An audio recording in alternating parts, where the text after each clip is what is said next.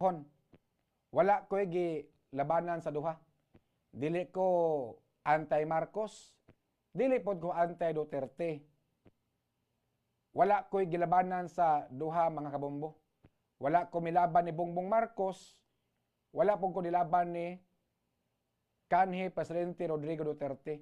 I-present lang nako ang issue unya kamo ni bahala mo timbang-timbang mga soking tigaminaw. Ha? Mao mo gid ako na obserbaran, ako lang isulti.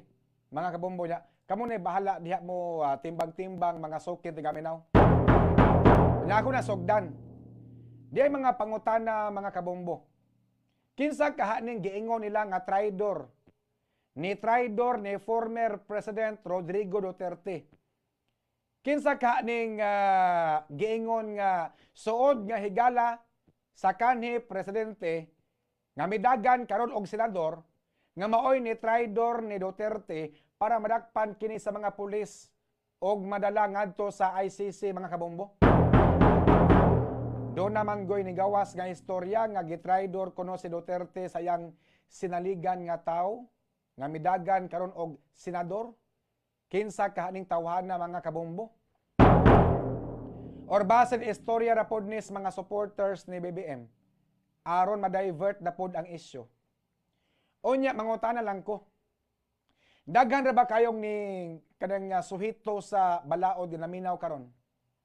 Daghan kay mga suhito sa balaod ginaminaw karon? Unya mangutana lang ko mga kabombo.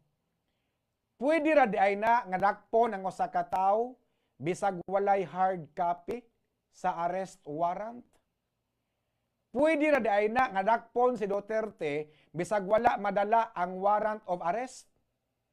Kining ako pangutana lang. Kay dili man ko expert sa balaod mga kabombo.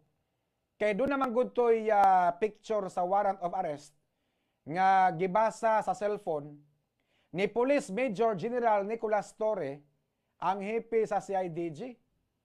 Gabasa raman to story sa yang cellphone atol sa pagdakop ni Duterte.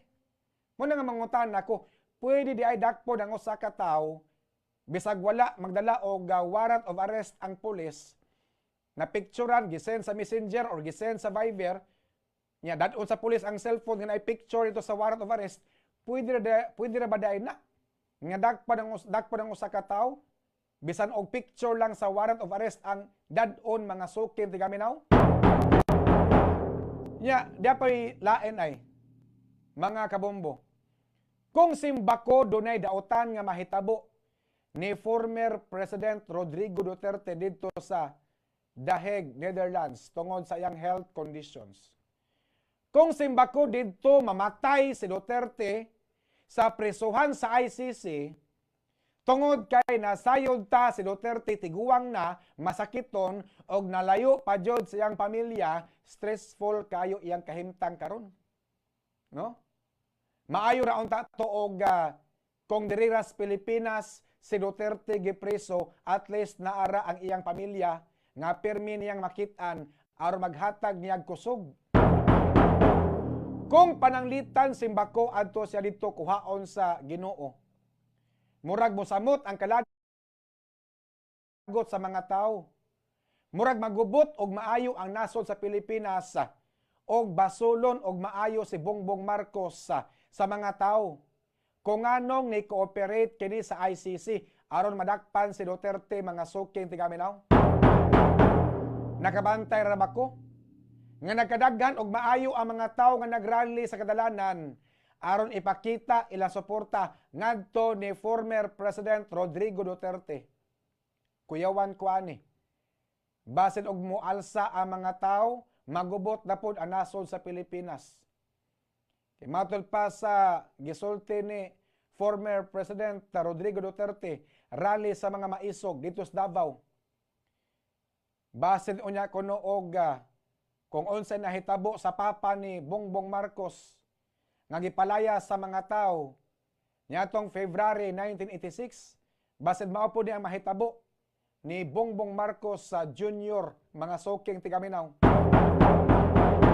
Onya dunay mga niingon nga ang pamilyang Marcos walay utang kabubuton kay matol pa dili mo daog si President Bongbong Marcos kung dili patungod ni Sara Duterte.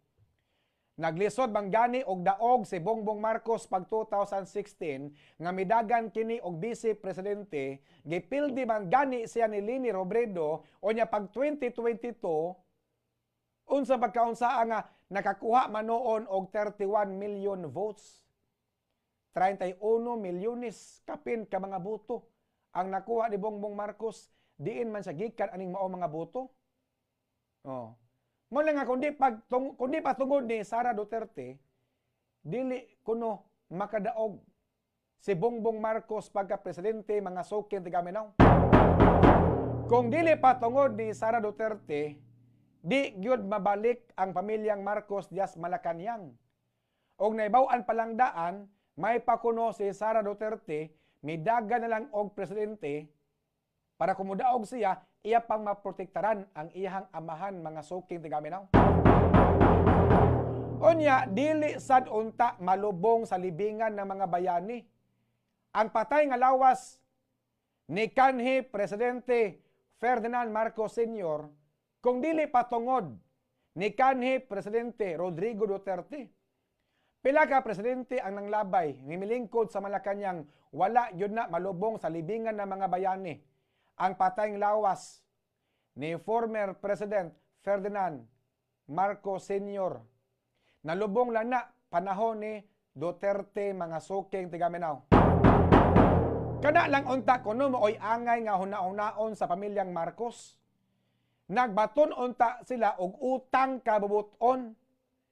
Wala lang unta sila magapil-apil sa warrant of arrest ni Duterte. Wala na lang unta kuno ni apil-apil si Bongbong Marcos sa warrant of arrest nga giimplementar sa pagdakop ni Duterte. Warrant of arrest gagikan sa ICC. Mga kabombo. Agi og bawas na lang unta ba ngadto sa pamilyang Duterte tungod kay dili unta sila makabalik sa Malacañang kung di patungod ni Sara Duterte mga suking tigaminaw. Unsa pagkaunsaa nga nakikalayon man noon si Bongbong Marcos gato sa ICC mga suking tigaminaw.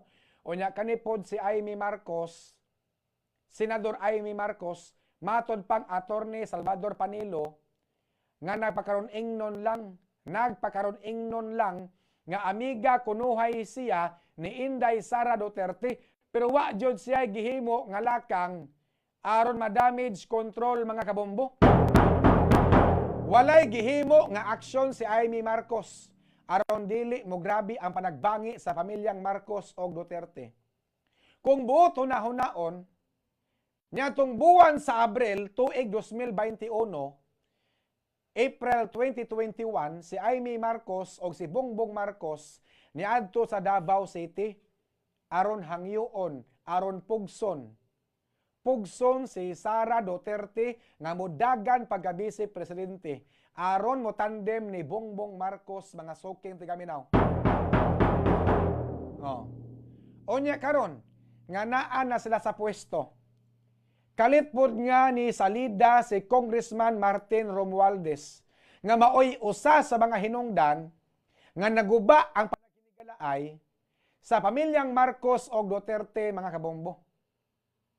Kanipod si Tatay Digong, sayop kayo iyang desisyon, sayop kayo ang decision making ni former President Rodrigo Duterte. Sayop pa kayo niya nga gisungag si Marcos. Usa pa katuig kapin nga naglingkod sa Malacañang si Bongbong Marcos, gisigihan nagbatikos ni Rodrigo Duterte mga suking tigaminaw. O kiraon tatog gisungag ni Rodrigo Duterte si Bongbong Marcos kung hapit na ang 2028 presidential election. Layo pa kaayo ang eleksyon pagka presidente. Layo pa kayo ang 2028 mga suking tigaminaw. Nagsige naman og atake ang kanhi presidente. 1 year pa kapin si Bongbong Marcos nga naglingkod diya sa Malacañang mga kabombo, gisigihan nagbatikos ni Rodrigo Duterte. Ha? Dito man guni nagsugod sa dihang giingong gitugutan ni Presidente Bongbong Marcos nga makasodsod lang diri sa Pilipinas ang ICC, mga suking tigaminaw. Samutan pas People's Initiative gikan sa Kongreso. Hinungdan nagsugod ang prayer rally sa mga maisog. Prayer rally kunuhay pero sigig batikos sa mga Marcos administration. Sigig panaway nga bangag si Bongbong Marcos. Sigig panaway nga bangag si Bongbong Marcos. Every time mulitok si Rodrigo Duterte nga si Bongbong Marcos bangag. Mubahak-hak og katawa si Sara Duterte. Nga mao'y rason na sakitan si Lisa Marcos. Nga mao'y hinungdan nga nabadshot si Lisa Marcos ni Sara Duterte. Nga mao'y hinungdan nga dito nagsugod nga gipiit nagsugod sa Marcos administration si Inday Sara Duterte, mga suking tigaminaw. Tungod sa rally sa mga maisog nga pirmi birahan si Marcos, mo ni usa sa mga nakapaaghat ni Bongbong Marcos nga mapugos siya og sukol ni former President Rodrigo Duterte, mga suking tigaminaw. Tanawa ang resulta, ni buwelta na noon si Bongbong Marcos. Nakikalayo na noon ang gobyerno sa Pilipinas ngadto sa ICC aron madakpan si Duterte. Yano ra noon kayong gidakop ang kanhi presidente. Ang paggamit sa pulis sa gobyerno sa Pilipinas aron madakop si Duterte. Og ang pagbayad sa Office of the President nga mao'y nibayad sa eroplano aron mao'y gamiton nga sakyan ni Duterte paingon sa Netherlands, klaro og tataw kayo nga dunay kalambigitan si Bongbong Marcos sa pagdakop kang kanhi presidente Rodrigo Duterte, mga suking tigaminaw. Laktod pagkaistorya, nasagulan og bulok politika.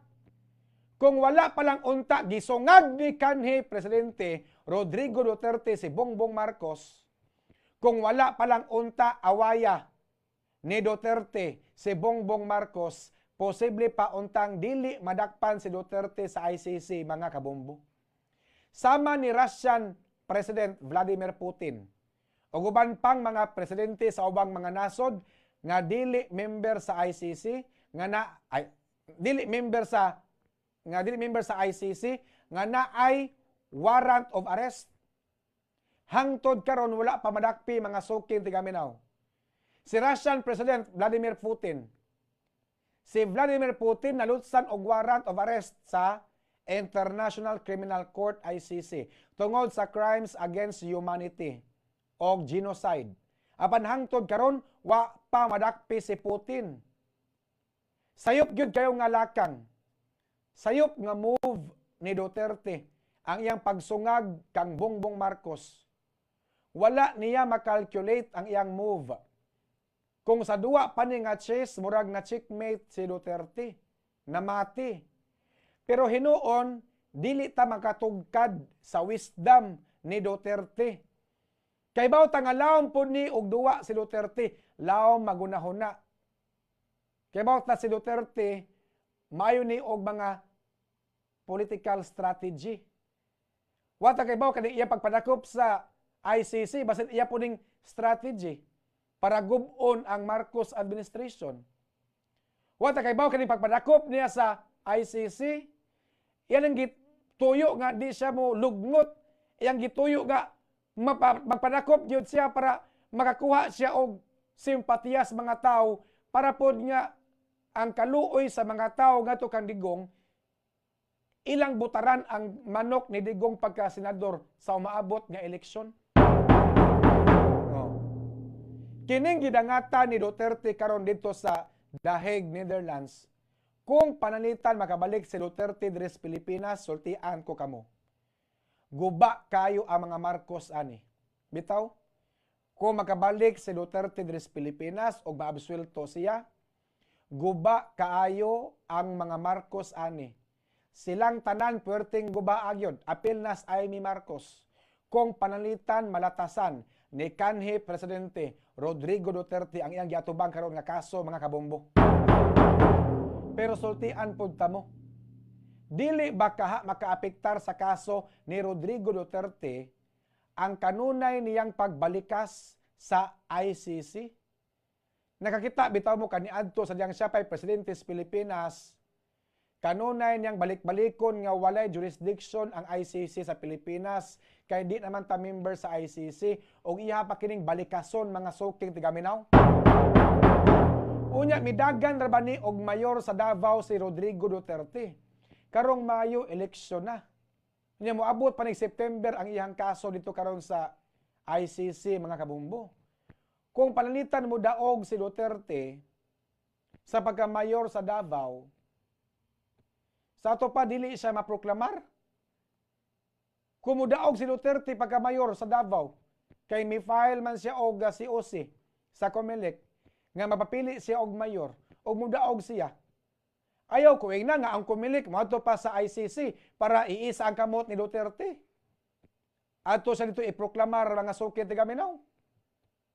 Huna-huna ang wala gitangtang iyang pangan sa listahan sa COMELEC. Kandidato gyapon siya.